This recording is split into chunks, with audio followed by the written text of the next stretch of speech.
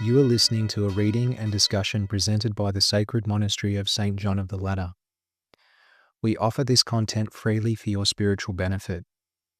However, as a self-funded brotherhood, we rely entirely on the work of our hands and your charity to survive. If these recordings are of spiritual benefit to you, please support us. You can purchase our handmade incense at TrueOrthodox.eu/store or make a donation at TrueOrthodox.eu/donate. Thank you for your support. Here is the discussion. I don't know if I told you, Olga was originally from Harbin in China, and when she was a girl, from about the age of 10 till when she was, how old were you, Chris? 18 or 20 when St. Philaret left? Or when you left Harbin? No, I was about 21. I 21? was with him for about 10 years. Yeah, Kresnaya's parish priest when she was a girl with St. Philaret. Yeah, Wow, he that's left in February 1962.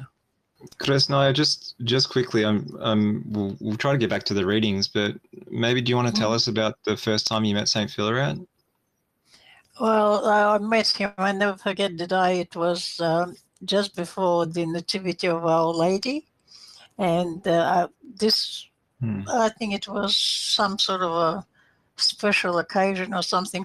When he came out, the first time I saw him, when he came out from altar with the essence, and was going, and I look at him and I thought, oh my God, he's so cranky. But when he used to have a sermon in the evening and also used to have it at the liturgy. And when he started to speak, it was totally different person. And like I said, from that day, I never missed services at all. Because, and we used to become very good, if I can call friends. Is it correct that St. Philaret was serving in the smallest temple in Harbin? Yes, as a matter of fact, he was during after the 1947, but that's only what I've been told because I was too young to even remember anything. And because everybody was going to unite with the MP, and he was very strongly against it. And so what they did, he used to be serving in the big church, so they sent him to the country, and he was in the country for quite a few years. And when he was allowed to come back in Harbin, they gave him the smallest possible church. It was like a lounge room or something like that. But like I said, the people, as soon as they found out that he was there, the church was always full. And I never forget the church was in the name of Our Lady of Hieromonk.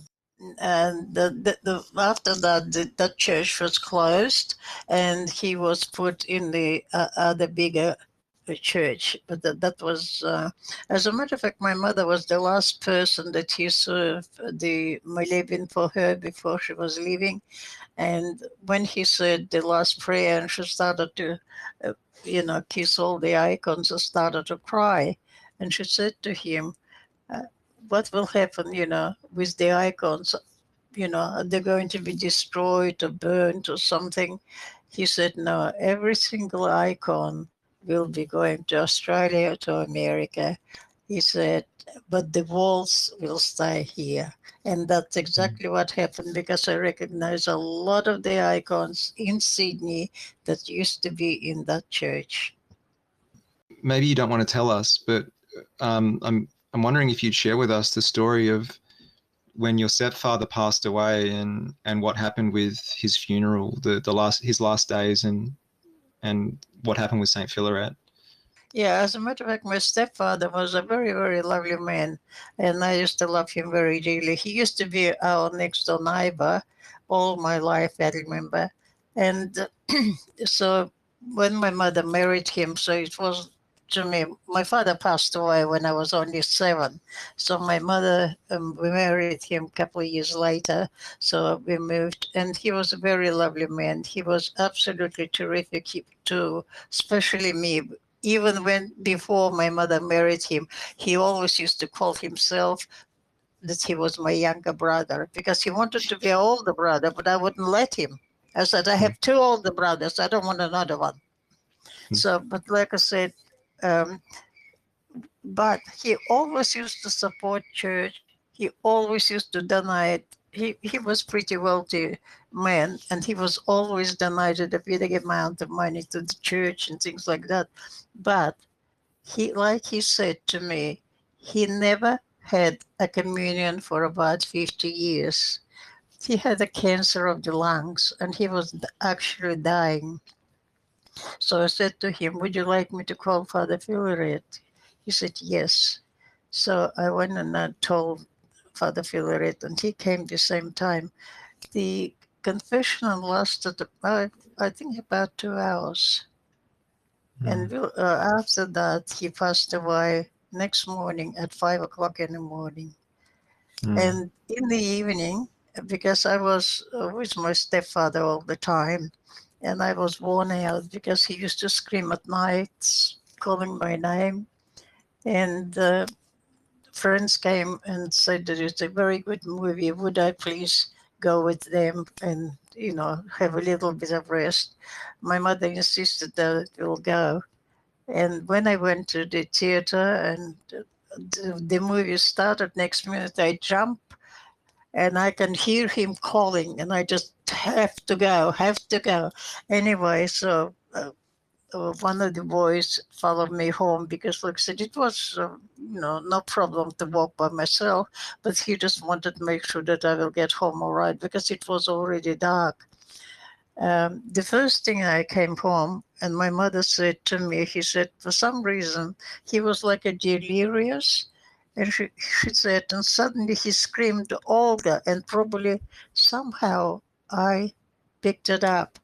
And I ran straight away to him. And he was, suddenly opened his eyes. He sat up, blessed me, and that was it. And he never said a word anymore. He was, like I said, his name was Sergi. If anybody can say a little prayer for him, I will be very, very grateful. But he was a lovely man, especially to me. Thank you, And Father Krista. Philaret came in Harbin was totally different. You see, what we used to do, we used to have, when the person passed away, we never used to send them to morgue or anything like that. It always used to be in a big table, like a dining room table. We used to put sheets and things like that and used to lie the body and just in front of the icons. And usually day before, uh, maybe because it was a different climate than anywhere else, I suppose. But in the evening, just before the funeral, the priest and the choir used to come and pick the body. And I never forget, it was still in my mind. I can see him walking in the middle of the street and the people carrying a coffin behind him and the choir. And the Chinese were very, very good. And everybody was giving us away, so we had no problem to get to church. It wasn't that far, but it's still, and I can see it was in March, and I can see that the wind was blowing and everything else. But like I said, it was unbelievable. The things stay in my mind. And then next day when it was funeral, after that we used to go to cemetery to bury. Unfortunately, um, because they opened a new cemetery, but my real father was buried in the old cemetery. And when they decided to make a park on the top of the in the cemetery, just destroying all the, you know, everything that was there, monuments, everything else. And the people was changing, taking the body from this old cemetery and taking to the new. I went to ask Father Philaret, what should we do? And he said, the body is buried only once. So we left it there. So he was, you have no idea. He was, like I said, he only looked like he is strict, but he's absolutely beautiful man. Like I said, there was another thing about Father Philaret. One day, it was because all the people, because it was very hard to get material, anything else, it was all by the tickets. You have to have certain amount of tickets to get anything. Anyway, so all the parishioner collected a few tickets and bought some material, and one of the parishioners made him a winter coat because he didn't have one. Anyway, and one day he was walking on the street and there was a drunk lying in the gutter. And he said to him, "Well, you're warm and I'm still freezing, you know." So what Father Philaret did, he just took it off and gave it to him. Parishioners weren't very happy about it. But that's sort of a man he was. He will take anything and give it everything. He never ever, you know, look for anything for himself. He was always, like I said, his sermons, like I said, I never forget when he was, his first sermon, I was listening and I was so involved with what he was saying. I opened my mouth and I remember my governors closed my mouth. He was absolutely terrific. But his sermons, you know, it was very short, but it was, the whole thing was right in. You don't want to, you can't say that you didn't understand or anything else because it was very small. The longest one I think I ever heard was about maybe 10 minutes, maybe. But always it was about 4 or 5 minutes, and it was the whole lot. And you understand everything. And thank you for letting me sharing things. Like I said, there is a lot of things. Like I said, I can't remember all of them. Unfortunately, I couldn't, when he was leaving Harbin, I couldn't go to the railway station because there was train going to the railway station at Peking, and from Peking it was either flying or anyway. And because I have a daughter, she was only 4 months old, so I couldn't leave her. It was a bit chilly to go. You left in February, and February was very freezing. Chris, no, did Saint Philaret baptize your daughter? Yes, he did. As a matter of fact, when I decided to get married, we both went to see him, and he said to me, he said to us, he said, because I'm a monk, he said, and there is another white priest, you have to go to him. If it was no one, he said, I will be only happy to marry you. But because there is another white priest, you have to go to him.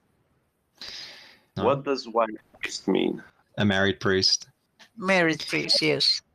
Okay, And I thought white. a black priest is a monk. Yeah, monk priest. There was so many things, you know, like he used to come and, like I said, very often I feel that he's, you know, because like he said to all of us, he said, I will be with all of you to the end of times. Really? Because I know, yeah.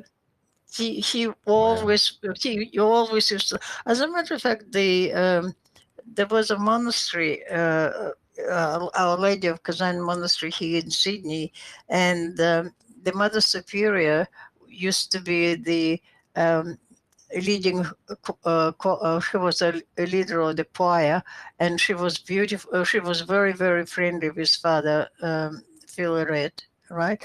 But when the unification came in, she was already. She passed away a few months before the unification. I think it was something to do with, because she will never ever unite with the MP. I met her, as a matter of fact, you know, a few weeks before before she passed away. Like I said, I went to the monastery. It was St. Peter St. Paul Lent, and I thought, well, it's about time I sort of go to the monastery and have a really sort of a you know, it's a Lent, and you know, you're supposed to be in prayers, and I didn't. To be quite honest, I didn't know that she was in charge of that monastery, because I hardly ever been in that monastery. And the funny part was she called me in. One of the nuns came in and she said, Mother Sophia, I want to see you. And I thought, oh, okay. So I went.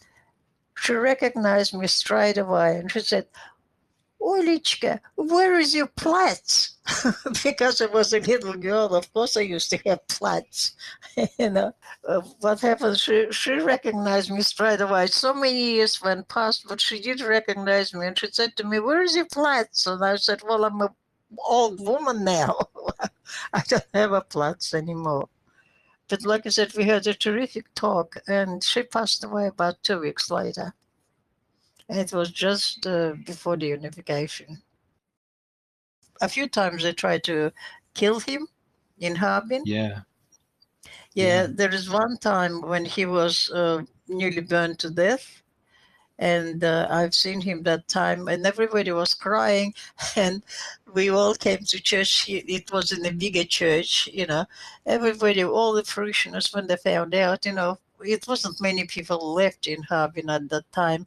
We all sort of came in, and we all sort of were crying outside. We didn't want to come in to disturb him. Just sort of everybody was around the church, and he came out, and he said, well, it looked like it's my name day today. Everybody came to see me. He was very happy, but majority of us were crying. But he said, no, I'm so happy today. It's my name day. I never forget that. This was like right after they tried to kill him, and this is when he was like badly burnt. Yeah, that's so he was very badly burned. As a matter of fact, the funny part was there was a room where it was a lot of books, and it was only a very small room, but it was full of books, right? He walked to his bedroom. Well, it was right next to his bedroom. He walked in and he can smell something burning. He couldn't see anything. So when he opened the door to this room, but because the oxygen just got in and it's a fire blew up right in his face. His hair was burned, his hands was burned. He was in a pretty bad state. The second time, he was telling us about what happened was one day he walked into his room again, and it was big curtains, heavy curtains. So he saw 2 shoes. So he walked away straight out. He saw like 2 shoes poking out from under the Yeah. curtain. Yeah, under Right. the curtain. He saw it right next to the window. And he remembered he never drew the curtains.